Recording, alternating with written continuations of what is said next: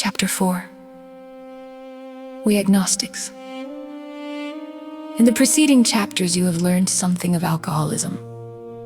We hope we have made clear the distinction between the alcoholic and the non-alcoholic. If, when you honestly want to, you find you cannot quit entirely, or if when drinking, you have little control over the amount you take, you are probably alcoholic. If that be the case, you may be suffering from an illness, which only a spiritual experience will conquer. To one who feels he is an atheist or agnostic, such an experience seems impossible. But to continue as he is means disaster, especially if he is an alcoholic of the hopeless variety. To be doomed to an alcoholic death or to live on a spiritual basis are not always easy alternatives to face. But it isn't so difficult. About half our original fellowship were of exactly that type. At first, some of us tried to avoid the issue, hoping against hope we were not true alcoholics. But after a while, we had to face the fact that we must find a spiritual basis of life, or else, perhaps it is going to be that way with you. But cheer up.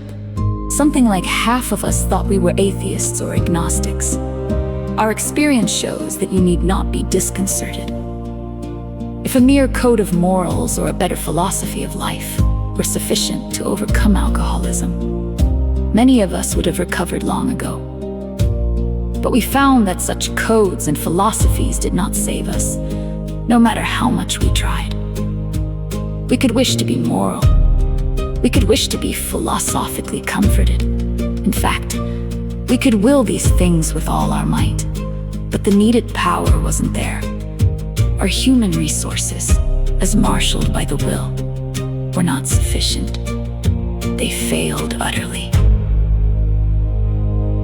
Lack of power, that was our dilemma. We had to find a power by which we could live, and it had to be a power greater than ourselves, obviously.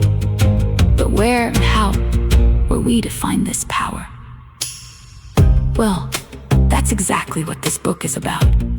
Its main object is to enable you to find a power greater than yourself, which will solve your problem. That means we have written a book which we believe to be spiritual as well as moral. And it means, of course, that we're going to talk about God. Here, difficulty arises with agnostics.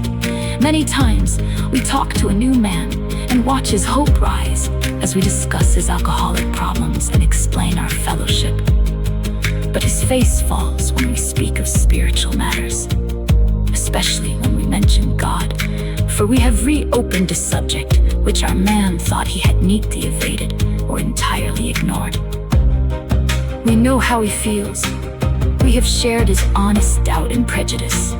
Some of us have been violently anti-religious. To others, the word God brought up a particular idea of him with which someone had tried to impress them during childhood. Perhaps we rejected this particular conception because it seemed inadequate.